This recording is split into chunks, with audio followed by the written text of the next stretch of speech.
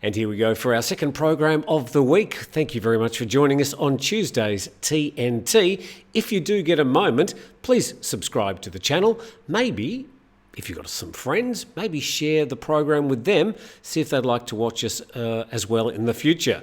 That'd be a great help to me and much appreciated. Let's get stuck into today's show, and we're going to start talking about the labour market. Now, it's not just the labour market here in Thailand that's the problem.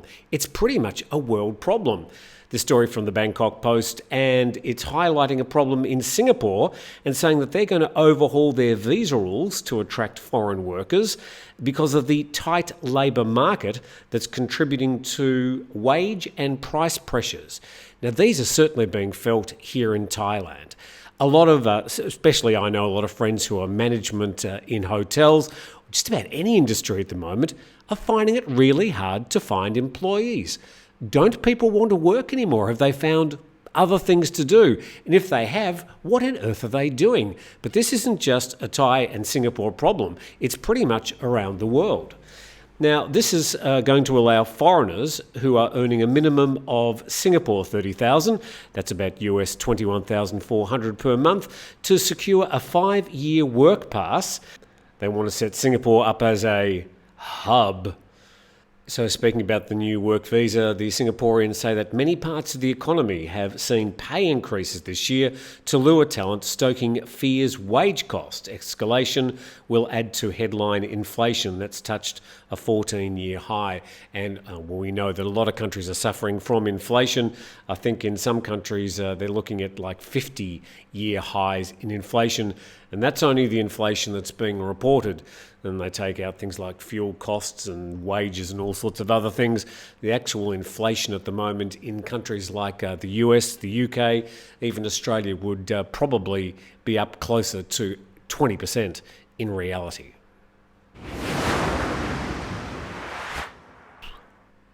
Thank you for joining our program as we look behind the news around Thailand, and we now talk high-speed trains. This story from Thai PBS World, the headline, Bangkok Korat High-Speed Railway on course for completion in 4 years. 4 years? They've been talking about this almost as long as I've been here in Thailand. Let's get a look behind what's actually going on here. The report says that construction of the high-speed railway between Bangkok and Nong Khai is on schedule, said a government progress report on Sunday. Well, it's not on schedule. It was meant to be completed now. It's certainly not on schedule. Thailand's first high-speed railway will link up with the China-Laos high-speed railway in a network that will eventually connect Kunming in China to Singapore. Okay, great idea. We've sort of got the old Orient Express coming back to life in a high-speed form. This is all good. Quite excited about it. But you get into the depths of this story and it gets quite worrying. The first phase construction of the project, a 250-kilometre high-speed railway from Bangkok to Nakhon Ratchasima, which is about halfway to the border, is on schedule for completion in 2026. The first phase consists of 6 stations. Bangkok's Bang Su Grand Station, that's the one that's taken over from Hua Long Pong as the sort of central hub in Bangkok. Then off to Don Muang, which is at the airport, Ayutthaya, Saraburi, Pak Chong, and then Nakhon Ratchasima. Oh, really? So they're saying that the 357-kilometre high-speed railway from Nakhon Ratchasima to Nong Khai, which is the border of Laos, is currently undergoing environmental impact assessment. Well, we know what that means. It means it's years away. So this whole high-speed project seems to be on a go slow, which is interesting because it was going to be one of the main infrastructure projects, one of the legacy projects being left by the Prayut government. And then down the bottom of the article, Public Health Minister Anutun Shavadakun would lead a team to Laos for talks on the bridge construction in October. Well, that's a bridge that would go from Thailand to Laos across the Mekong River. I have no idea why the Public Health Minister would be going to Laos to assess that. But we have a look at Wikipedia now, which gives us a few more details. Now, that green section, the pale green section, is the one that's going from Bangkok up to Nakhon Ratchasima. That's the one that's currently in play. and they're slating it for completion in 2026. Now, there's a total of 14 contracts involved with just that first phase. 14 contracts, and only one of those contracts has been completed at this stage, and that's the contract to clear the land. Absolutely nothing has been done beyond that. So even 2026 might be looking a little bit optimistic. Now you can also see there's some other planned sections of the high-speed rail network in Thailand. All good stuff. I think another one that a lot of us were interested in was the one that was going to be taking people from the Don Mueang airport through Bangkok to Suvarnabhumi, Chachoengsao in the Eastern Economic Corridor, through Chonburi, through to Pattaya, and then down to Utapao Airport. Fantastic. That's a great idea, linking the three main airports and a lot of the main population centres. Great idea. But that's not even slated to be finished until 2029. And what's been done in regards to these projects? Well, we can see there the first one, number one, which is the one that's going to go from Bangsu to Nakhon Ratchasima, is, as they say, under construction.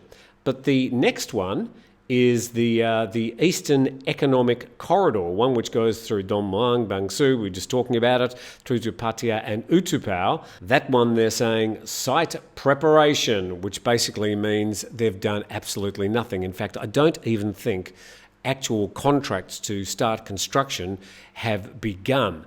What's actually happening behind the scenes?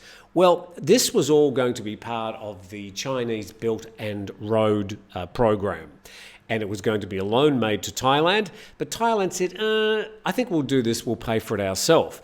But of course, there's been money spent on a lot of other infrastructure projects, and this has caused the delays. But rather than the Thai government saying, well, we're just actually going to delay the project, they're putting out some of their spokespeople to the media saying everything's under control and it's on track. Well, clearly it's not even slightly on track at this stage. What will it look like? It'll look something like that. That's one of the Chinese high-speed rails. I understand that the infrastructure of the actual carriages and engines will come from China. But the Thai government say they want to pay for it. They don't want a loan for the high-speed rail from the Chinese government.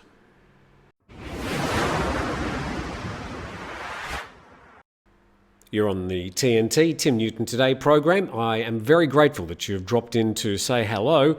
Now, this story would have perhaps attracted a lot of attention from the Bangkok Post. No reason to call an election. So I'm sure a lot of you would have been rather surprised when you saw that, but really it's just a fancy headline. I suppose you'd call it clickbait perhaps, political clickbait. It's really not a big story to worry you.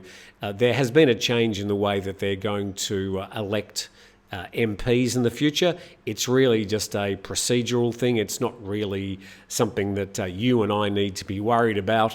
There are some smaller parties that it may affect. There's been a lot of discussion about it. There's been a vote, and that vote will actually be enacted at some stage in the future. So they're saying that at the moment they couldn't hold an election because the legislation hasn't been enacted.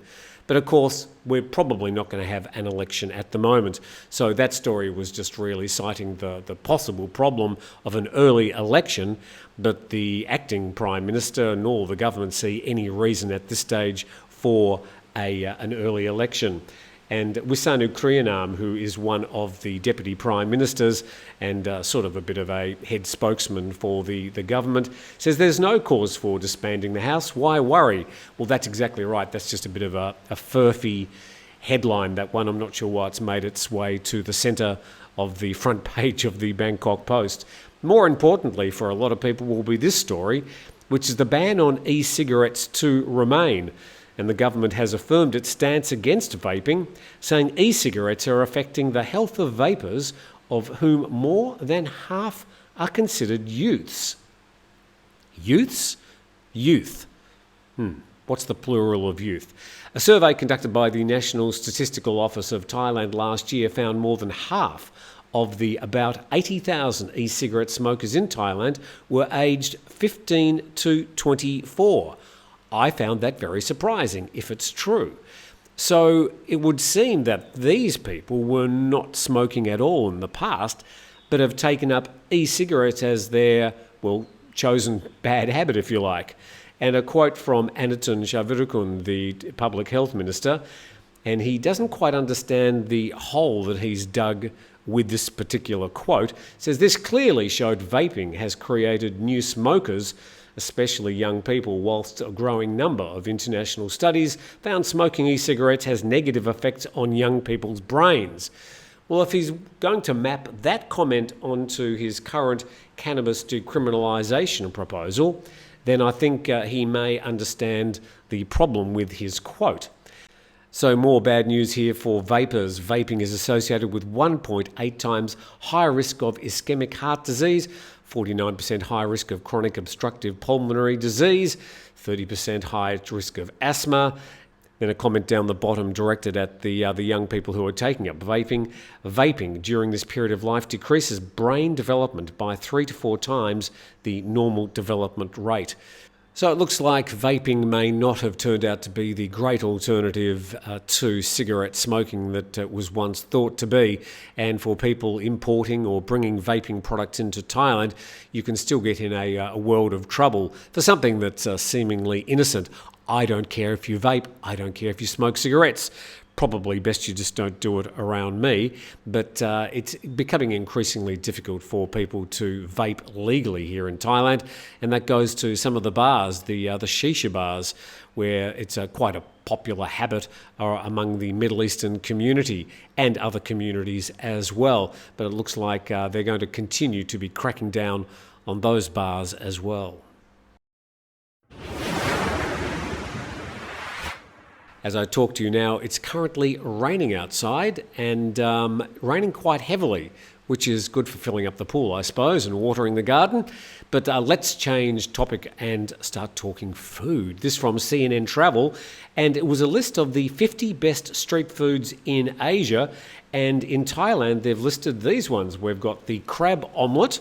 Crab and eggs are a match made in heaven. And then it's got a sweet chili sauce, taking the wok cooked dish to the next level. Khao soy, I do like my khao soy. Curry noodle soup topped with deep fried egg. And then it's got a chili-laced coconut broth over a bed of egg noodles with a chicken leg or beef. Oh, I do like a khao soy, but it can be very, very spicy. Personally, I prefer the non-spicy version. And the other one is Sai Krok Isan, sour and garlicky, usually made from pork, sticky rice and garlic, then hung up to ferment and dry. Can't say that I've tried that one, but interesting to see that CNN have done this list of 50 best Asian street foods. I wouldn't have minded being the researcher on that particular story, the 50 best street foods in Asia. So I thought, well, let's go through the list, and it's listed in alphabetical order. So it's not listed by country, but I thought it was actually a very good roundup of some of the really good food in Asia, well, sort of the greater Asia region.